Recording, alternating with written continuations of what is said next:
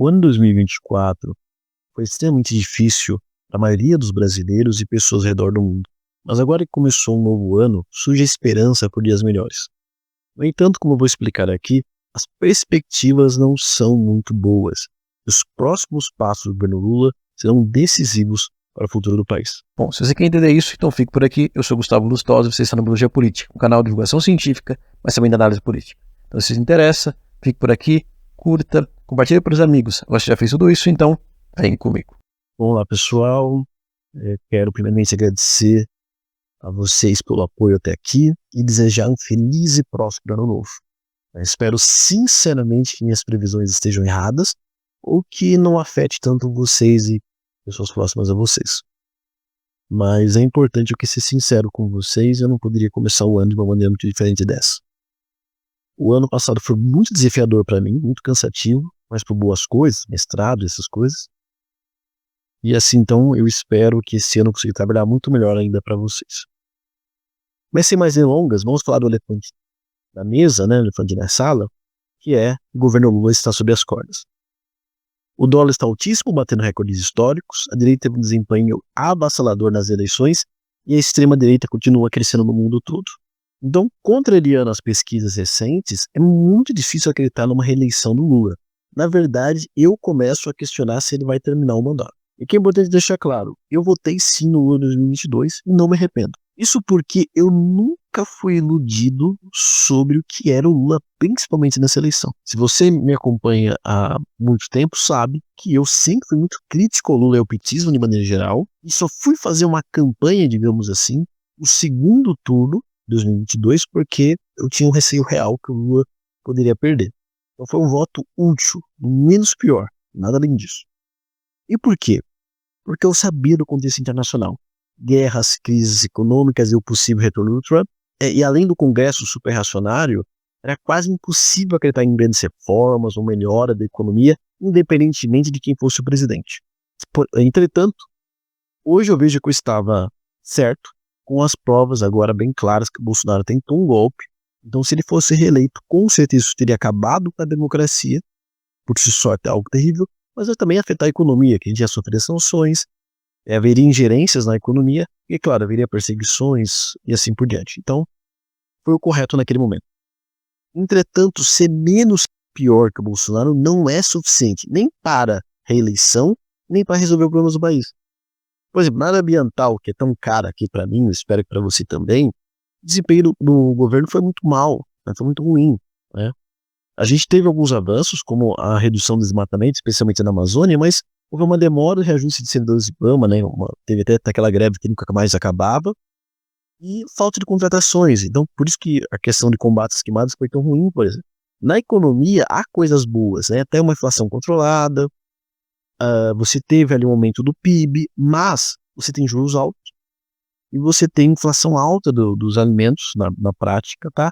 E alto também desemprego baixo, só que esse desemprego baixo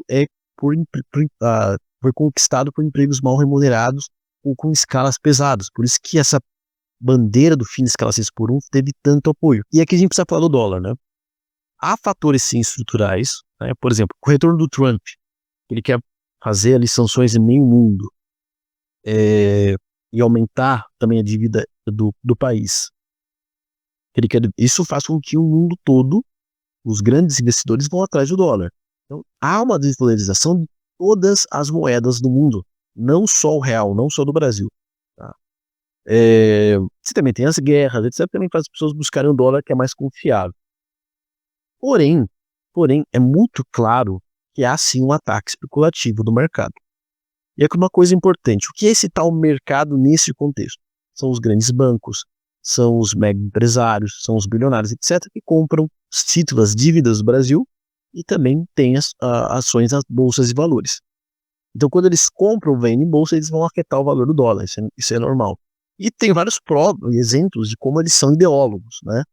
Por exemplo, quando o Lula foi internado, o dólar caiu, ou seja, eles estavam esperando que o Lula não sobrevivesse. Quando saiu pesquisas que o Lula era possível de ser reeleito, o dólar subiu. Então fica muito claro que esses investidores, eles são ideólogos e estão agindo para sabotar o governo. Tá? Inclusive, a própria mídia fala muito claro sobre isso, que o que eles querem é redução, cortes da saúde e educação, não ter aumento do salário mínimo de maneira real, entre outras coisas, privatizações, entre outras coisas. Tá? Só que fica a questão, por que não pediram todas essas coisas no governo Bolsonaro? E era um momento propício para isso. Era a agenda dele, o Congresso era de direita, né? Fora a reforma da Previdência, o governo Bolsonaro fez uma reforma estruturante forte. Por que não fizeram? Porque estavam felizes com o Bolsonaro no poder. E assim, os dados, no caso do dólar, se parecem muito com a Dilma II, tá? Existe sim uma chance do Lula não terminar esse mandato. Por quê? E aqui a gente precisa falar de perspectivas. Todos apontam que o dólar deve continuar alto, porque a situação não deve melhorar, os conflitos devem piorar, né? Muita gente acha que o conflito da Ucrânia vai acabar. Eu não acho. O conflito vai continuar, pelo menos por algum tempo. Mas mesmo que não acabe, aparentemente o Trump está com uma posição belicista, expansionista. Ele até falou de anexar o Canadá e o Panamá. Mesmo que seja só bravata, isso mostra que ele está com uma outra postura. Isso pode incentivar a violência de parceiros aliados como Israel. Então a gente deve ter mais conflitos militares ao longo do mundo que vai afetar a economia do mundo todo. Por exemplo, o preço do petróleo leva ao aumento da gasolina e de alimentos por tabela. Tá? Então, a economia não deve melhorar, o dólar deve continuar alto. Tá?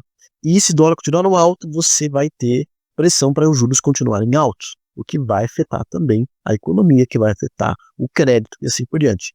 E com o tempo isso logo vai estourar uma inflação mais alta, uma inflação de alimentos. Ok? Lembrando que a Ucrânia e a Rússia são os maiores produtores de alimentos do mundo, e, portanto, se a guerra continuar, mesmo que a guerra acabe, os dois países vão continuar afetados pela guerra, isso vai continuar mantendo o alimento mais caro. Tá? Então, é muito difícil esperar uma coisa e a situação econômica vai melhorar muito daqui em diante. E aqui que eu acho, e aqui que é uma coisa importante que eu acho que a gente ia aprender com o ano passado, né? E aqui a gente precisa falar da reeleição, né, do Lula.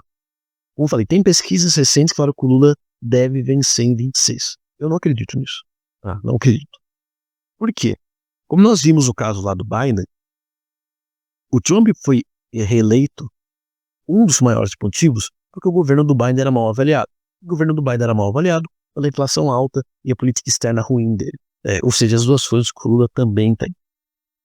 Até aqui mesmo no Brasil, a eleição de São Paulo. O Boulos foi muito criticado, porque ele teve 80 vezes mais dinheiro do que em 2020 e teve quase a mesma quantidade de votos. Mas pouca gente fala que a proporção de votos que ele teve, de 40%, é a mesma da aprovação do governo Lula em São Paulo. Será coincidência? E muita gente votou 13 no segundo turno e não no Boulos. Ou seja, provavelmente o Boulos herdou a rejeição do Lula e não todos os seus votos, né, do que ele teria, por exemplo, o candidato petista em São Paulo. Tá? Então ele foi prejudicado, acabou que o apoio do Lula acabou criando um teto para ele. Tá? Então, assim, caso o Lula não seja candidato, por exemplo, para a questão de saúde, é provável que o candidato do PT, o candidato apoiado pelo Lula, vai herdar sua rejeição e não vai herdar todos os seus votos. Então isso vai ser um problema. Então, a maiores chances à esquerda é se o Lula for candidato à reeleição. Mas ele só vai ter chances se for um candidato, se o seu governo for bem aprovado. E só é possível isso com a inflação baixa, ou pelo menos o preço dos alimentos baixos e o consumo alto. Tá? O que não é o cenário atual. E aí que está. Para mim fica muito claro uma coisa. Só existe uma chance do governo ir bem, terminar bem esse mandato, não tem chance de 26. É se mudar de postura. Porque o governo ele tenta ali sempre ficar tentando agradar os dois lados, o que é totalmente impossível. Então, para mim, o Lula tem que falar assim, não, eu vou tomar essa estratégia e ir até o fim. Quer fazer cortes? Vamos fazer corte, então. Mas vamos cortar o quê? Super salários, mordomias, subsídio para o agro, para grandes empresas que são totalmente ineficientes e assim por diante. Jogou no Congresso, o Congresso não aprovou, coloca a boca no trombone, faz vídeo, convoca a imprensa para criticar o Congresso, como o Bolsonaro fazia. Tá? Por exemplo, o projeto do Haddad foi lá e sim, ali cortar os super salários. O Congresso derrubou isso. Foi falado alguma coisa? Foi ventilado na mídia? Foi batido nos congressistas? Não. Tá? Então, esse problema do governo de não ter um certo medo de bater, de criticar, está sendo uma completo um desastre, está queimando o próprio governo, porque passa numa área de governo fraco. A gente não sabe o que. As pessoas que usam ouvem falar o que o governo faz de bom, né? E só ouvem coisas ruins. E o Congresso está se aproveitando disso, né? Acaba com as emendas também parlamentares, isso é outra coisa super importante, entre outras coisas. Se o governo não fizer isso, eu prevejo simplesmente a economia piorar. E aí, se o Lula conseguir se manter a 26, ainda é muito, e vai ser muito difícil vencer em 26. Então, concluindo, é bom lembrar que tudo isso que eu falei são dados, são conclusões, são análises de especialistas e as próprias interpretações, elas podem estar erradas, tá? E eu espero que estejam. Quem sabe os países começam a taxar mais os produtos americanos, começam a comprar mais do Brasil, ou com algum evento que passa aqui sendo uma commodity nossa, ou mesmo com todos os problemas do Lula, seja reeleito, porque a direita vai se dividir, vai lançar um candidato muito fraco, como o filho do Bolsonaro. Enfim, tudo pode acontecer ainda, apesar de ser improvável, ainda achar, mas é possível. Então não é o fim do mundo. A gente não pode aqui jogar a bandeira, né? Jogar a toalha. Mas a gente precisa ser realista. Então você precisa aí ter força. Se você tiver, né, empresa, se conseguir comprar dólar, faça. Né? Se prepare então para vacas magras. E se você for um militante político, prepare sua base política para entender que as coisas tendem a piorar antes de melhorar. Isso se deve a contextos estruturais mundiais, a partes da elite brasileira e, é claro, também a falhas do nosso sistema político, por isso que eu vou falar melhor mais futuramente. A gente não pode abaixar a cabeça, tem que continuar trabalhando, continuar lutando e explicar essas questões que eu apresentei aqui justamente para combater as narrativas que vão simplesmente colocar tudo na conta do Lula, vai falar com o Bolsonaro, com a direita, fala melhor, o que não é verdade. Ok? Bom, então é isso. Feliz ano novo, eu até falar isso nesse contexto, né? Então, comente aqui o que você achou, se você concorda ou discorda. Por favor, mostre que eu estou errado, que as coisas vão melhorar, ficar tudo ótimo. Ou se não, lamenta aí, vamos aqui chorar juntos. Vamos enxugar nossas lágrimas e vamos continuar lutando. É isso, valeu, falou. Se você não conhece, não esqueça, se não conhece esse canal, não esqueça de curtir, se inscrever, compartilhar. Forte abraço.